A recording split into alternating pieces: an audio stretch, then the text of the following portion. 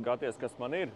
Mēs strādājām ar sarkanas markas kombainiem un tad pārkāpām uz šo. Bet iepriekš, teiksim, arī bija iespēja izvēlēties klāsu, bet tajā tālajā 2013. gadā, ja tu saliksi specifikācijas, cenā viņš bija dārgāks, bet, teiksim, specinē tur sietu laukums, visas šīs nianses bija vājākas. Jā. Un, protams, visi zina, ka vecajiem klāsiem bija problēmas ar zaļu, vai, teiksim, nepilnībā gatavu rapsi, un, ja nobāza trumuli priekšā, tad tev bija brīvdienas divas.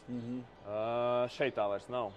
Tur ir sensoru galā. Protams, viņi saprata savas problēmas un tās novērs. Tur ir automātika tagad. Un tā veiktspēja un kvalitāte viņam ir abrīnojama.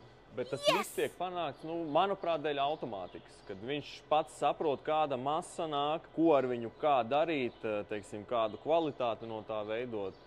Tas viss maksā, bet, manuprāt, tas ir tās naudas vērts. Bet, es saprotu, ka, ja runa par klāsu, ja šajā gadījumā Lexion 8800, tad, ja mainīsi, tad mainīsi tikai uz jaunāku. Nemainīšu. Es gribu otru kombainu samainīt pret Lexionu.